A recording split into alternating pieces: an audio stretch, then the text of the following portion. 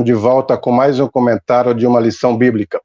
E convidamos desta vez para participar conosco deste diálogo o pastor Jadiel Costa, diretamente de Gurupi, Tocantins. Pai do Senhor, pastor Jadiel. A paz do Senhor, professor Gesiel Silva Costa, e quero direcionar também a minha saudação a todos os que são inscritos no canal EBD em Ação e aqueles que estarão assistindo também esta live. É uma alegria imensa, mais uma vez, poder participar, dando uma cooperação sobre a Escola Bíblica Dominical.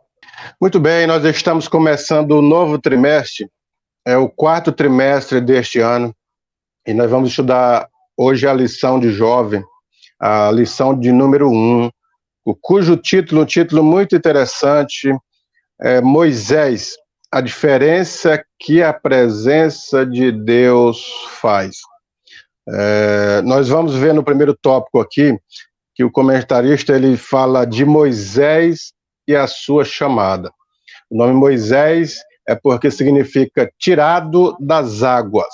E ele faz uma relação aqui, o período que ele nasceu, que foi um período que era extremamente proibido para que os homens nascessem no Egito, porque as crianças que nasciam e eram homens deveriam ser executadas. Gostaria que o pastor Jadiel falasse um pouquinho aí sobre esse primeiro tópico aí da vida de Moisés. Falar da vida de Moisés é algo que, para nós que estudamos a palavra de Deus, a Bíblia Sagrada, Moisés traz para nós lições valiosas. Quando o tema desta lição, o assunto da lição, para Moisés, a diferença que a presença de Deus faz, né? Aqui está falando exatamente de uma entrega, quando o servo de Deus faz uma entrega total da sua vida, especificamente para um chamado na qual foi vocacionado, no quesito igreja, diz atuais. Que vemos é que essa entrega, né, ela deve ser voluntária para um chamado específico. Nós vemos também que Paulo, quando fala para Timóteo, ele disse: desperta o dom que há em ti. Né?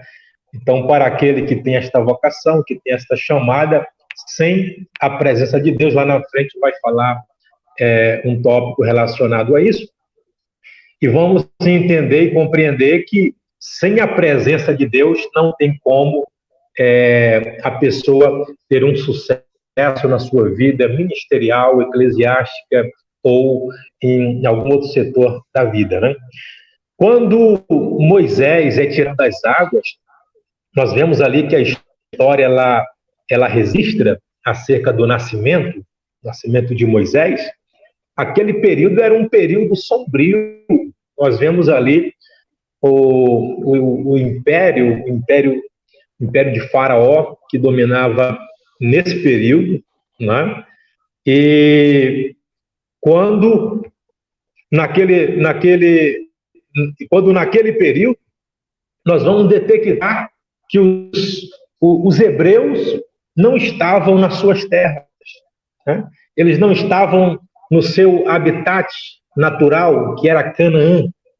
Deus havia prometido lá para o patriarca Abraão, quando começa toda a história do povo de Israel.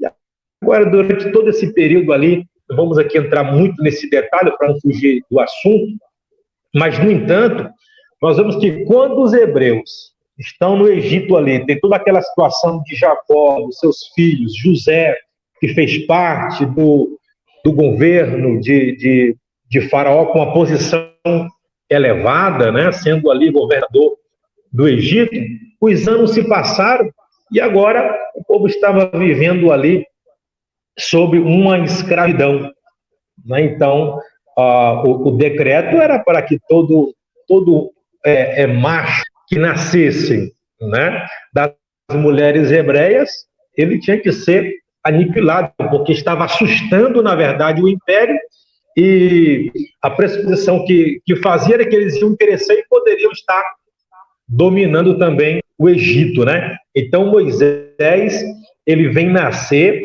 justamente numa época sombria para os hebreus, para os filhos de Israel, não é?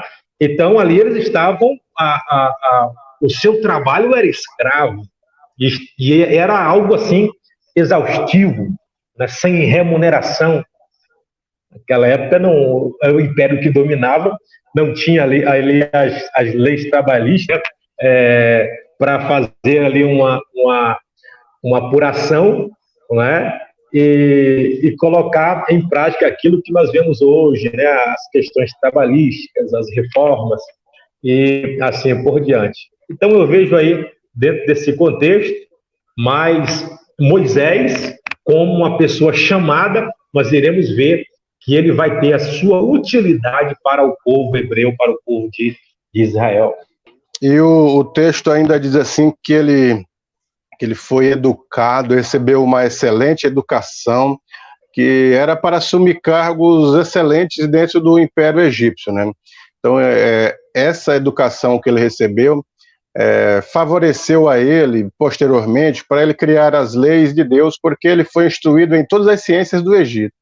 Interessante nisso tudo que a partir do seu nascimento ele vai ser criado pela sua própria mãe, né? Houve ali um projeto quando ele foi salvo e as filhas de Faraó estavam ali tirando a água ou banhando ali no Rio Nilo, né? E lá em Atos dos Apóstolos há uma citação relacionada à vida de Moisés, a educação em si. Ele foi instruído com toda a ciência. Então, Moisés era um cientista, né? Ele era conhecido em toda a ciência ali egípcia, porque era o império que predominava o mundo naquela época. Então, de qualquer forma, professor Gesiel, quando você faz uma graduação, uma faculdade, uma pós-graduação, mesmo que seja secularmente falando, que não seja uma faculdade teológica, mesmo assim, esta graduação ela tem, né, a sua serventia, tem o seu aproveitamento para aqueles também que professam uma fé, né?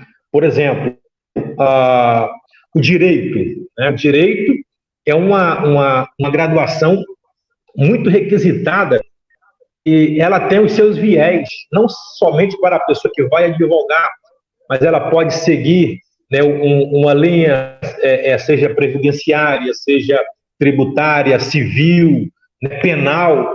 Então, ele tem os seus viés e ele pode escolher, né, onde seguir esta carreira. E quando na educação cristã, nós estudamos a teologia e podemos também nos graduarmos em uma outra faculdade, ela vai ter o seu aproveitamento dentro daquele contexto e vai servir. Inclusive, quando falamos do direito, ela é muito abrangente na área social, porque muita gente pensa só nos grandes tribunais, na sustentação oral, e não, ela tem a sua participação também na parte social da igreja, né, daquela instituição que você faz parte. E nós vemos que Moisés, ele foi instruído nesta ciência e ele soube aproveitar isso quando ele recebe os mandamentos de Deus, ele soube canalizar, né, ele soube canalizar isto e instruindo o povo também numa legislação para a nação de Israel, né, para o povo hebreu. Que ele, depois que ele tem toda essa educação, foi instruído em todas essas ciências do Egito, mesmo assim ele arrumou desculpa, né, depois que ele teve assassinou o egípcio porque estava causando mal para o seu irmão, e ele fugiu para o deserto. Depois da chamada divina para tirar o povo, ele temeu, né? Ele vai dizer, colocar diversos pressupostos para Deus, dizendo que ele não tinha condições, que ele não tinha preparo, que ele não conseguia falar adequadamente, ninguém sabe se era uma gagueira ou não. E ele também sugeriu para Deus, dizendo o seguinte: Faraó vai dizer quem que te enviou, quem é o teu Deus, quem te mandou, como ele chama. Esses pressupostos aí que ele fez na chamada, mostrando que ele não era suficiente escolhido para poder guiar o povo para o deserto, para adorar a Deus. São as desculpas, e essas desculpas, elas permeiam até os dias de hoje, né? Quando Moisés coloca assim esses obstáculos, inclusive quando ele já tinha 80 anos de idade. Então, nós iremos detectar que não é a idade. Ele cita até uma parte dizendo que era pesado de língua, e segundo a tradição, né? Segundo a tradição, dizem que ele era gago. Até mesmo a pessoa que é gago tem uma técnica, né? Eu já vi alguns fonoaudiólogos dizendo que a pessoa que é gago, ele pode falar pausadamente e cantar. Não sei se você percebe que eu tenho um pouquinho de gagueira também, né? E a técnica é você falar um pouquinho pausadamente. Então, não seria uma desculpa. E quando Deus disse, se o problema for sua fala, é o teu irmão. Ele vai falar com você, vai interpretar a sua fala, né? Mas o compromisso era com Moisés. Era com Moisés. Então, assim, tem pessoas que colocam desculpas para trabalhar na obra, receber algum cargo na igreja, um chamado para a obra missionária, sempre com alguma desculpa, e para Deus não vale desculpa, né? Moisés dizia, quem sou eu? Né? Mas o importante não era Moisés dizer quem sou eu, o importante era ele falar em nome de Deus, o Deus que está comigo. Né? Então, nessa parte aí, nós vamos ver, não sei se já é nesse ponto, professor, que fala acerca dos deuses do Egito, né? E eu queria já nessa parte falar aqui que Moisés conhecia os deuses do Egito, quem Faraó adorava, quem eles acreditavam. Ele ia chegar lá e falar em nome de quem? Né? Não havia ali uma definição do nome de Deus. Aí Deus disse para ele, vai para Faraó e diga para ele, eu sou o que sou, eu serei o que serei, é o eterno. Né? Então aí ele já tem uma representação de quem falar, de quem pronunciar, em nome de quem. Nós vemos um outro ponto aqui que Deus confirma a chamada de Moisés através de milagres, através das ações. Ele demonstra para Moisés ter uma certeza que ele faria milagres, e através da mão que fica leprosa, através do cajado que se torna uma serpente, ele demonstra que fará milagres, que Moisés deve confiar. E é exatamente isso que Deus faz quando nos chama, ele garante a nossa chamada. Mesmo que Moisés, com todas essas afirmativas divinas, ele ainda questiona a possibilidade dele ir, ou as condições dele ir. E Deus então envia Arão, seu irmão, para que a missão seja bem sucedida. Verdade. A confirmação, né? A confirmação do chamado é importante. Mas é interessante também a pessoa não postergar este chamado.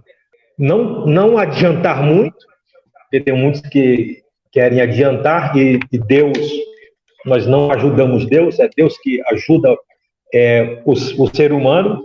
Então, nós vemos que naquele encontro ali, com Faraó, e tem toda a situação ali das pragas do Egito, na confirmação do milagre de Deus, nós vemos em várias histórias, professor, que Deus utilizou ou realizou um milagre, né, para a confirmação do chamado. Tem, por exemplo, eu estou aqui no Tocantins, sou do Pará, mas tem uma história muito linda, né, quando, salvo engano, em 48, quando foram enviados os missionários aqui para o Baixo Araguaia, fica ali nas regiões ali de Maranhão, Carolina, são 4 estados, né?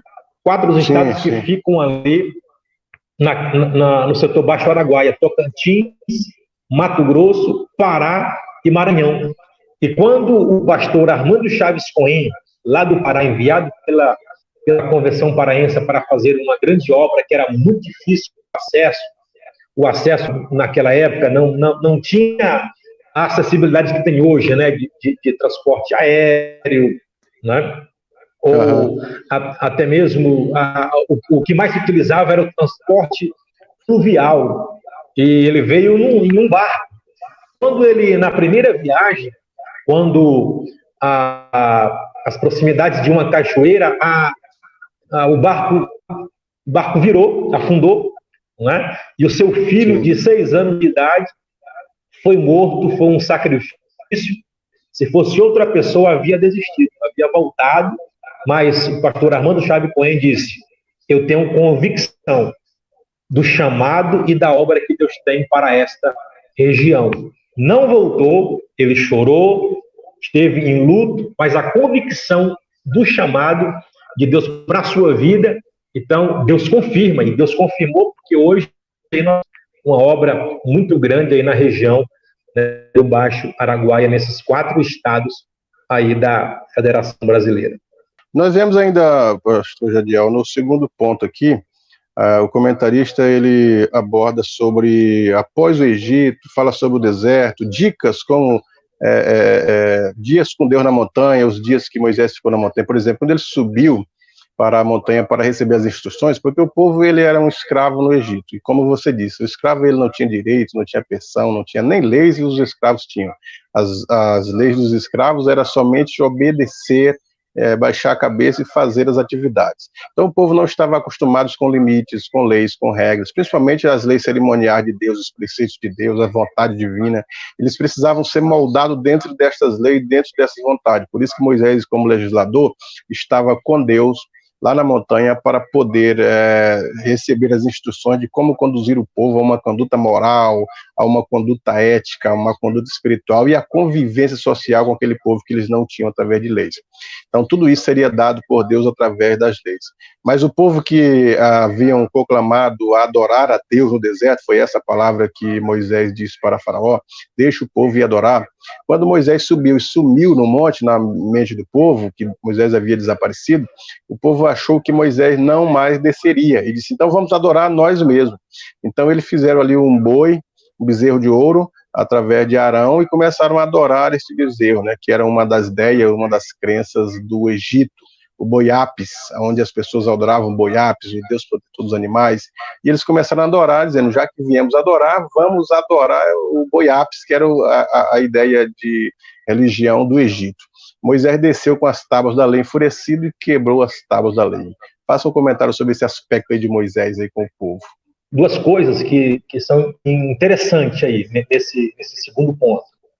Veja bem, o povo estava vivendo em escravidão. Uma pessoa que é escravo, ele não faz o que quer.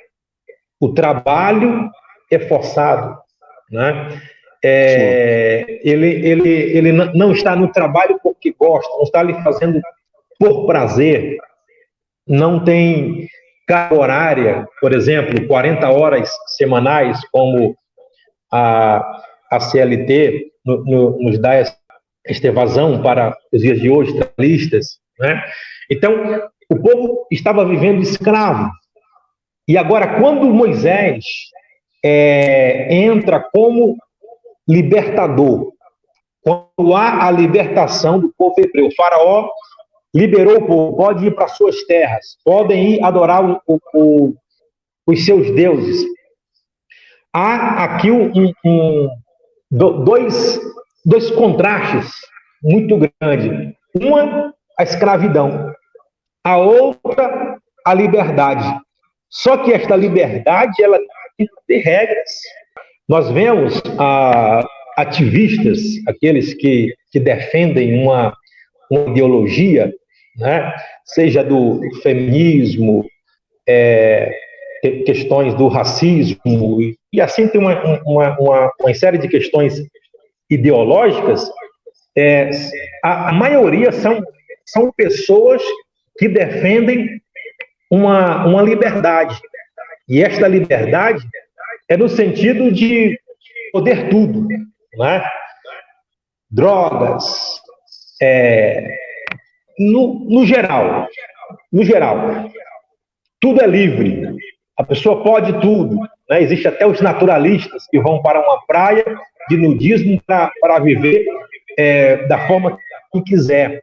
Só que o ser humano, a própria religião, ela tem a sua importância na história da humanidade, aos críticos da religião, mas, no entanto, a religião tem a sua importância por causa das suas regras, né? Por causa do conservadorismo, dos seus bons costumes, que é bom para a sociedade, né? Então, o povo precisava desta libertação, mas aí Moisés, ele entra já com a orientação que ele recebeu lá na montanha, diretamente de Deus. O tempo foi suficiente para Moisés receber estas instruções e repassar para o povo. E dali nós vamos ver a questões das leis, que livro de Levítico, né? As leis cerimoniais, a conduta do povo, porque precisa. O povo estava escravo, agora de repente está livre. Mas livre? Que liberdade? Como assim livre? Que liberdade é essa? Agora pode fazer tudo, né? Ao seu bel prazer? Não, de maneira alguma. Aí Moisés entra ali como legislador, né? E foi muito importante, professor Gesiel, que a própria cultura judaica, ela tem uma participação muito importante para o cristianismo de hoje. Não só para o cristianismo, né? Para o mundo, de uma maneira em geral, aquela cultura, aquele aprendizado que vai passando de geração para geração, que muitos dizem, os defensores ideológicos dizem que é arcaico, mas não é, são princípios, né? E Moisés soube repassar isso para o povo, esses princípios, dentro daquele contexto, e até hoje há este segmento aí por parte do judaísmo, e tendo uma influência muito grande também dentro do cristianismo, né? Exatamente, professor e pastor Jadiel. Então, nós observamos que quando Moisés viu o erro do povo, Moisés ele ficou irado. Ele já estava com as tábuas da lei na mão, estava com elas em mãos, e então ele arremessou, quebrou as pedras, ficou irado, que seria um exemplo para a gente falar que os líderes, né, diante de um erro, diante de qualquer situação adversa, ele deve manter o controle, né, não errar, não fazer coisas que depois venham trazer medidas drásticas, que venham trazer consequências drásticas. Então ele deve ser temperado, porque ele está lidando com o povo.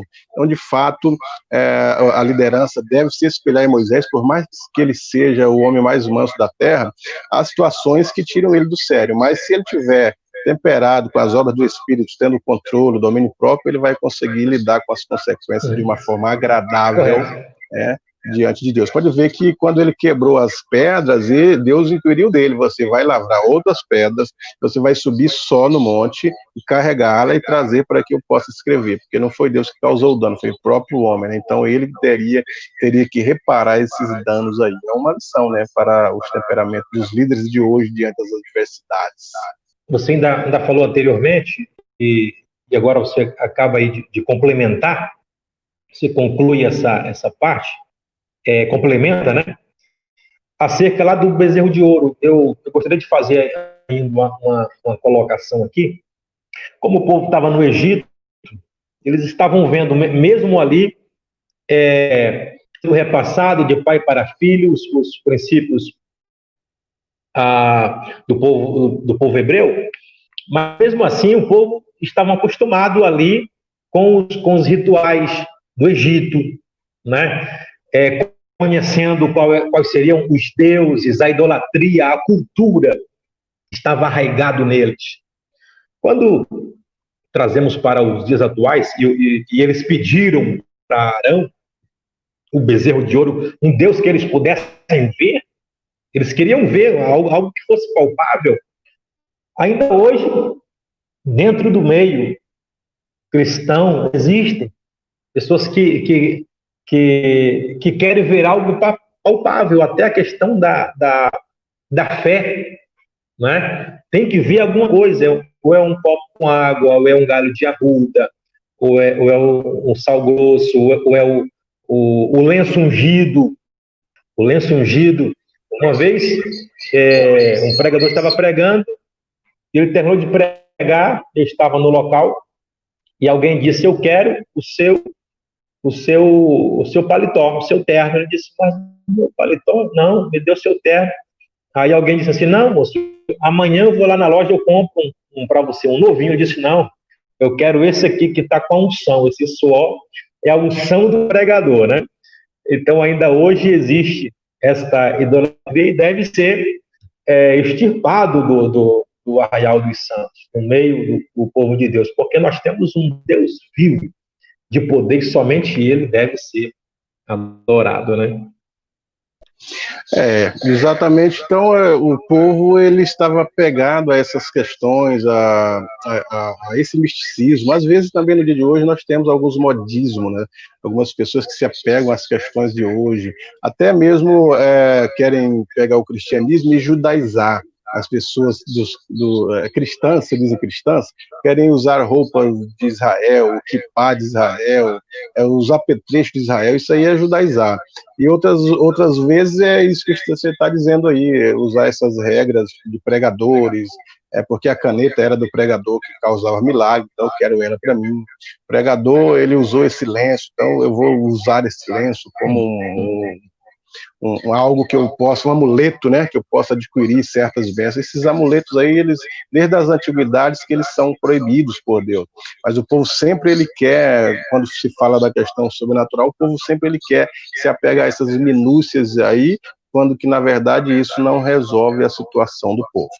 Mas, pastor Jadiel, ainda continuando o nosso assunto em relação à lição, nós vemos que o comentarista ele fala aqui no terceiro tópico, a relação de Moisés, quando Moisés ele disse assim: eu vou, se Deus for comigo, e Deus disse assim: eu não vou porque o povo de Israel é um povo obstinado, mas vou mandar um anjo à frente do povo para que abra caminho, para que abra espaços. Então nós vemos que os anjos de Deus eles se acampam ao redor dos seus temas livres. Nós observamos no Antigo Testamento também a presença dos anjos lutando com Senaqueribe, defendendo o povo de Israel. Então o certo seria a gente confiar em Deus, não nos anjos, confiar em Deus que nos protegem, que nos livram, dão as bênçãos para a nossa vida, através também desses seres espirituais que são importantes na vida cristã. Aqui entra o tema dessa lição, o assunto dessa lição. O anjo vai à frente. O senhor falou aí a questão da rebeldia, o povo murmuravam, queria voltar, né, para o Egito, e sentindo saudades até mesmo de cebolas, de alho. Poderia sentir saudade de outras coisas, mas logo de cebola e alho, hein, professor? Eu sei que você não gosta muito, né, desse tempero. Cebola e alho não é muito, né? não. Apesar que eu gosto um pouco, né? Cebola e alho dá um temperozinho bom, né? Hoje, mas assim, só ele, experimentar só o alho, a cebola, o gosto que ele deixa na comida, na carne, eu gosto. Agora, ele específico em si, né, ele é complicado ainda no meu paladar. Verdade, verdade. Então Deus fala para Moisés, disse: Moisés, eu não vou com esse povo, né? Porque se eu for, eu vou exterminar com eles. A presença de Deus, a presença de Jesus, ela é mais importante, né? Por mais que lá no Salmo 91 também fala que ele via anjo, né, para proteger, né? Lá em Hebreus também fala que muitos sem saber hospedaram anjos, mas o anjo não é mais importante do que a presença de Deus. Fica bem claro aqui, quando Moisés diz, se a tua presença não for conosco, nós não sairemos daqui. Então, a importância desta presença, né, ela faz uma diferença muito grande na vida da igreja, porque sem a presença de Jesus, né, sem a unção de Deus, é muito complicado. Não tem como a pessoa prosseguir nesta jornada. E nós vemos ali que Moisés, ele foi inteligente, né? Moisés foi inteligente quando disse, a tua presença não for conosco, nós não sairemos daqui. Mas aí é por causa da rebeldia do povo. O povo estava muito rebelde, murmurando, faltava água, queria enlouquecer. Você já imaginou aí 1 milhão, 2 milhões de pessoas, 3 milhões de pessoas gritando assim, eu quero água, estou com sede, e um socorro. Então levou até o seu líder a pecar. O povo levou o seu líder a pecar. Até Moisés pecou por causa disso e ele irou-se ali, né, e pagou um preço muito alto, que foi a questão da entrada dele na Terra Prometida, né?